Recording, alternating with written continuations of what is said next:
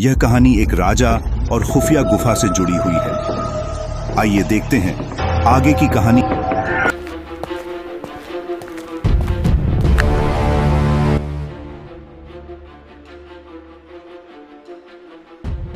बहुत समय पहले एक अद्भुत और विशाल राज्य था जिसका नाम था सुवर्णपुरा।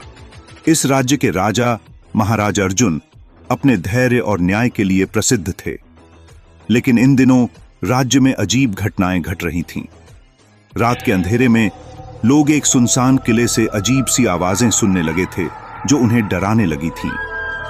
कहा जाता था कि वह किला जो वर्षों से सुनसान था अभी तीही का काम की अब जीवित हो उठा था। एक रात जब महाराज अर्जुन को भी वह अजीब आवाज सुनाई दी तो उनकी जिज्ञासा और बढ़ गई। उन्होंने अपने विश्वास पात्र मंत्री राघव को बुलाया और इस रहस्य का पता लगाने का आदेश दिया।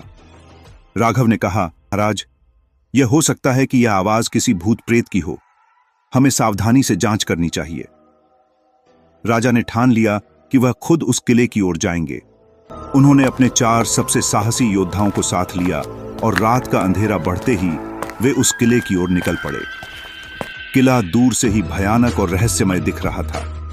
जैसे जैसे वे नजदीक पहुंचे उस आवाज की तीव्रता बढ़ती गई। किले के दरवाजे पर पहुंचते ही राजा ने देखा कि दरवाजे पर एक प्राचीन ताला लगा हुआ था। उन्होंने ताले को खोलने की कोशिश की लेकिन ताला खुला नहीं। तभी अचानक एक बूढ़ी महिला जो एक साध्वी लग रही थी वहां प्रकट हुई। उसने कहा, राजा, इस किले का रहस्य जानने के लिए तुम्हें पहले एक सवाल का जवाब देना होगा। राजा ने उत्सुकता से कहा, सवाल पूछो, मैं जवाब देने के लिए तैयार हूं।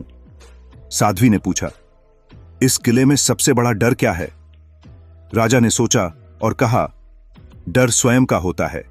जब हम अपने डर का सामना करते हैं तभी हम आगे बढ़ पाते हैं। साध्वी मुस्कुराई और कहा, तुमने सही जवाब दिया। ताला अपने आप खुल गया और दरवाजा धीरे धीरे खुलने लगा।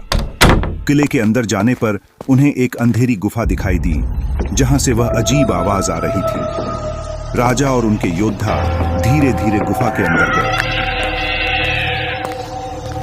अंदर एक पुराना ग्रंथ मिला जिस पर लिखा था, जो सच्चा है वही इस किले का रहस्य जान सकेगा। राजा ने ग्रंथ को उठाया और पढ़ा।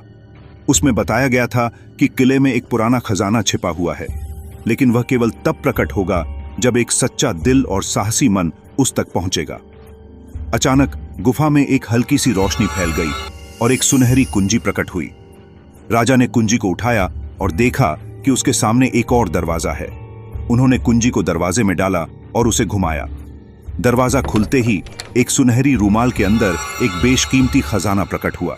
लेकिन जैसे ही राजा ने खजाने को छुआ, गुफा में एक तेज आवाज गूंजी, यह खजाना तुम्हारा नहीं है। इसे केवल वही लोग ले जा सकते हैं जो अपने लोग को छोड़ देते हैं। राजा ने अपने योद्धाओं की ओर देखा और समझ गए कि यह एक परीक्षा है।